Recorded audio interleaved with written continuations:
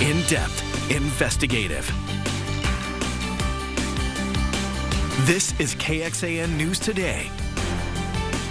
A year ago this week, 19 children and 2 teachers were murdered inside Uvalde's Robb Elementary School. The tragedy leaving the town searching for answers and action. Thanks for joining us. I'm Tom Miller. I'm Sally Hernandez. Today, Uvalde city leaders are going to join together and hold a news conference marking the 1 year since that day. They're doing it days before the actual day that this happened, which is going to be on Wednesday, to allow the community privacy on that day. We have KXAN's Ryan Chandler, who visited Uvalde to learn how that community continues working to heal. Well, I know them. I know her mom. Eliana Torres, I know them.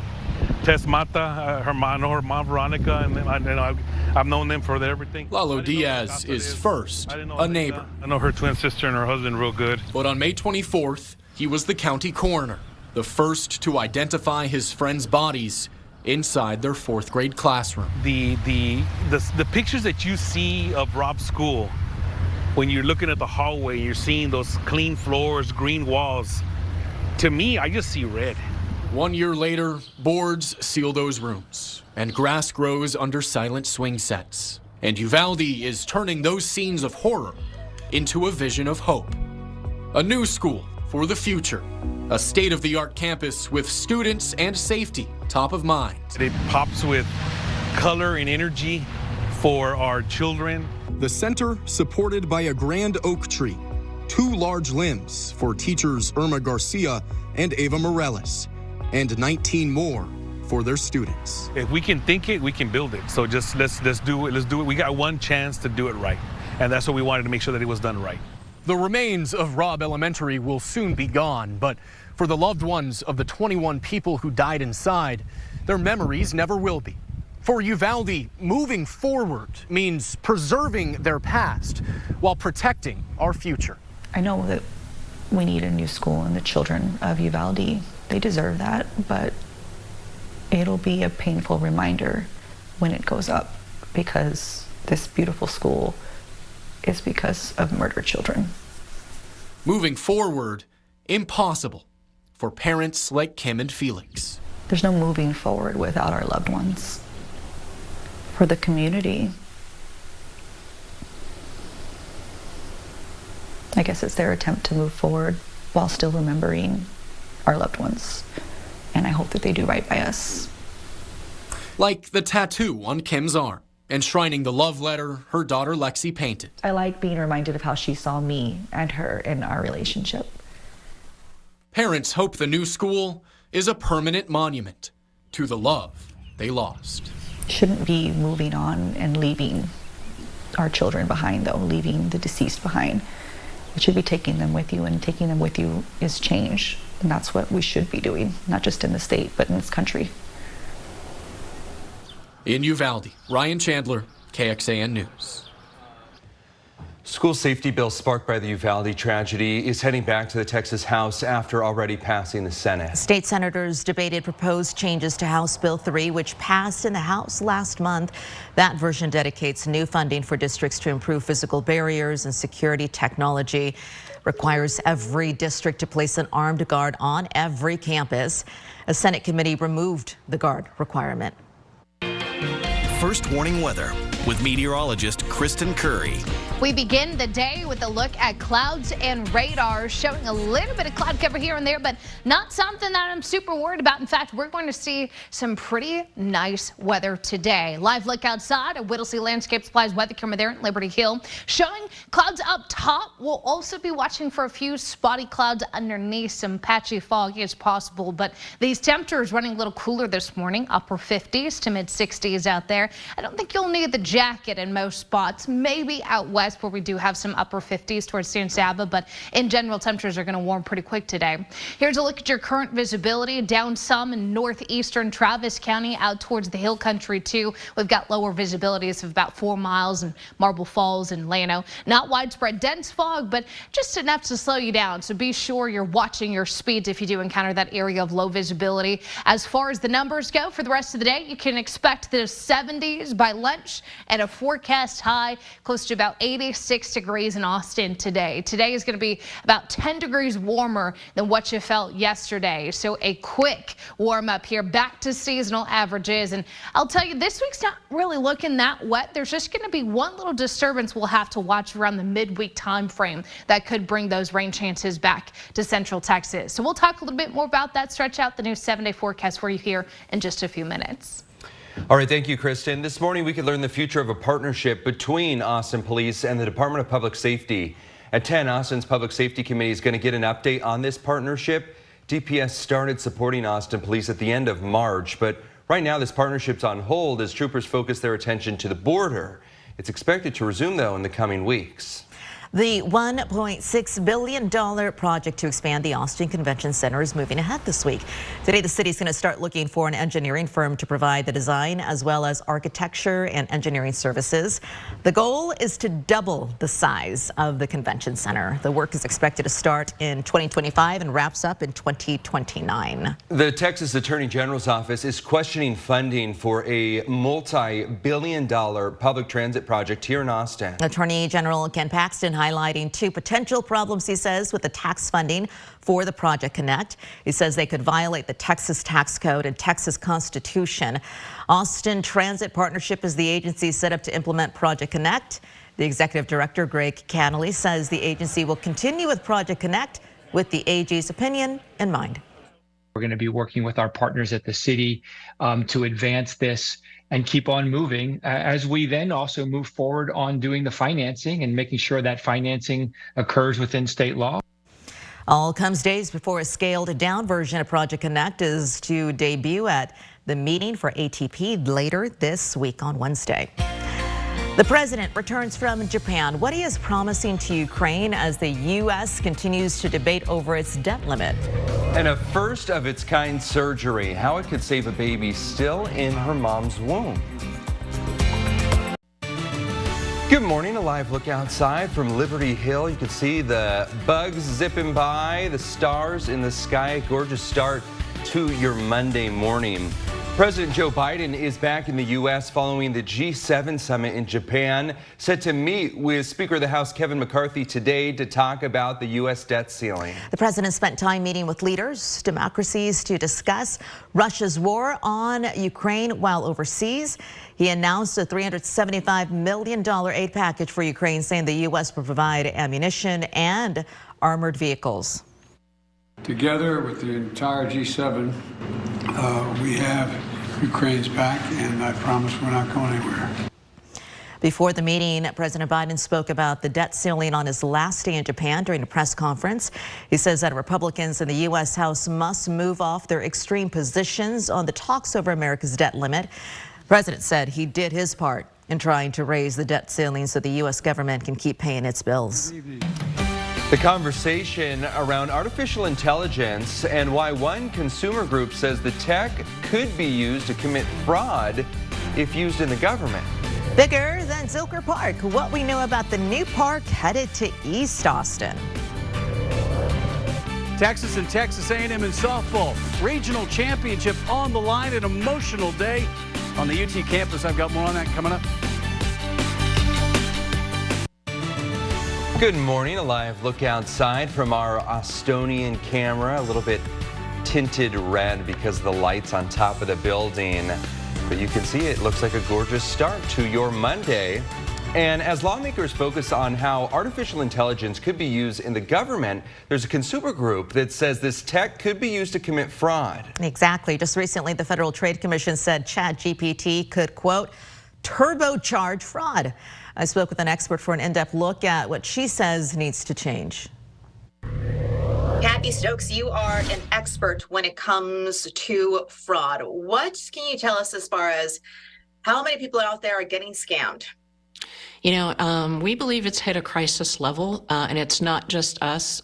Most Americans in a survey we just produced say the same thing, and we're seeing it in the data. Even though most people don't report when they experience fraud, just what was reported last year to the Federal Trade Commission was $9 billion in losses, and we know that's just the tip of the iceberg. Wow, and you're saying that a lot of the scams go unreported. What do you mean, and why are people not reporting it? Well, sometimes people don't even realize that experiencing a scam is a financial crime.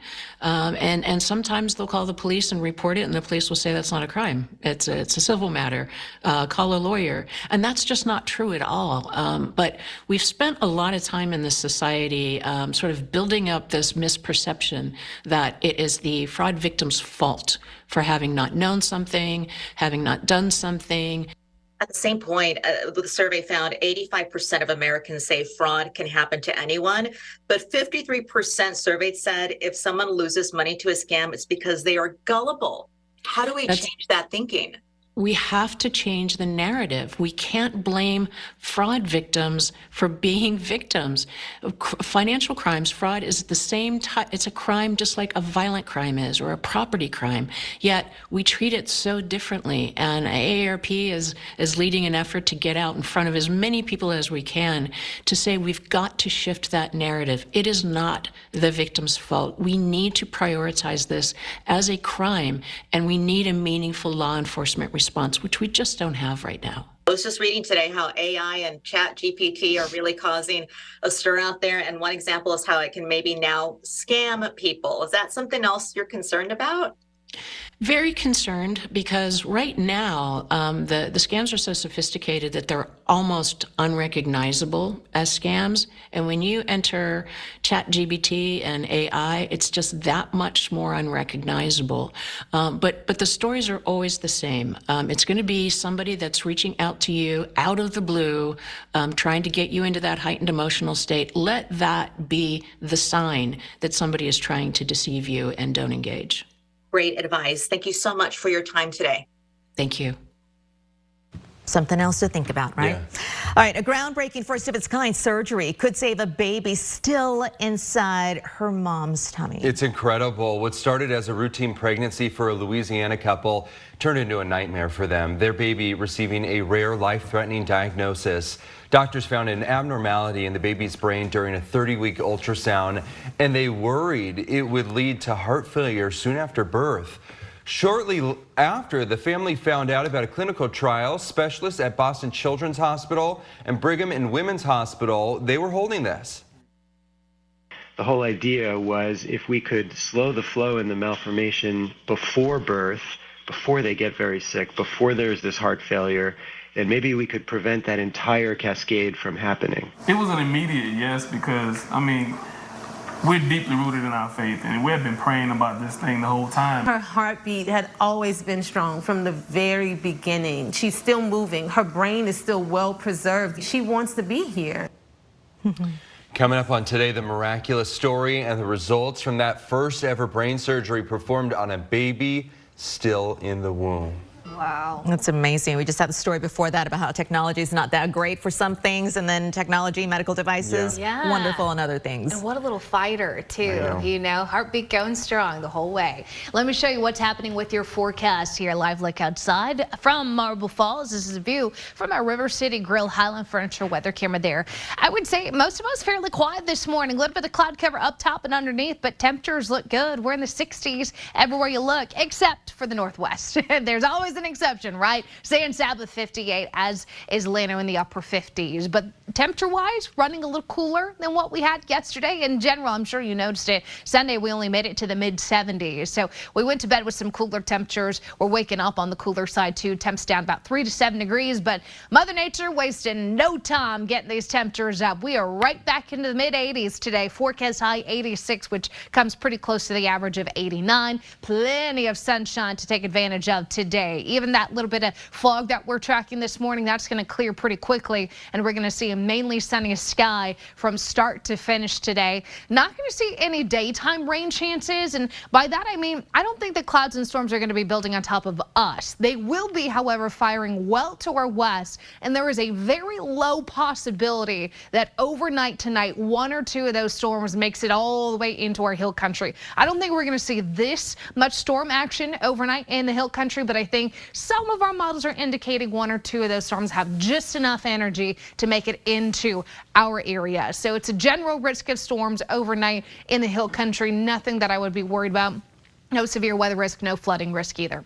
As far as tomorrow goes, you'll notice a couple of those storms, according to this model, in the morning, drier skies in the afternoon, and then by the time we hit Wednesday and again on Thursday, some scattered showers and storms will be possible. It's a low chance, and our intensity here looks pretty light considering between now and Thursday, we're only looking at about 1/4 inch of rainfall accumulation, but that midweek disturbance, that's the only weather maker we've got in our 7-day forecast this week. Temperatures will be in those mid to upper 80s almost every single day, and then it's low 90s and mainly sunny skies as we get into Memorial Day weekend.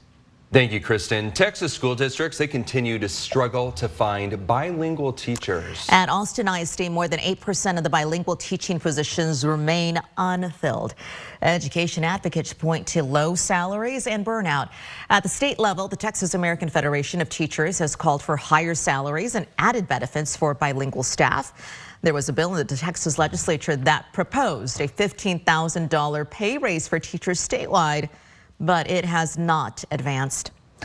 Texans trying to drive cleaner will have to spend more money to do it. Starting on September 1st, electric vehicle owners will have to pay a $400 registration fee, in addition to a $200 annual fee.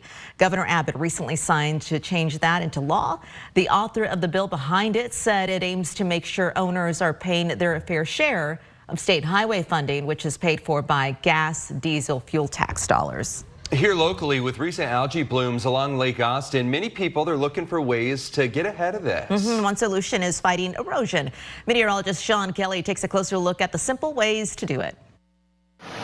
Here in Central Texas, we're sitting in the middle of Flash Flood Alley. We know it well. Those types of large events mobilize a lot of sediments and other material off of the landscape into our waterways. Carrying fertilizers, pesticides, and other contaminants with it. It's often blamed for our toxic algae outbreaks. But Dr. Brent Bellinger with Austin's Watershed Protection Department says it doesn't have to be this way. So one of the, mantras, slow the flow. Plants growing along the edges of the lake slow runoff by keeping sediments out of the water and even filtering out toxic chemicals. More homes means less vegetation along the coastline.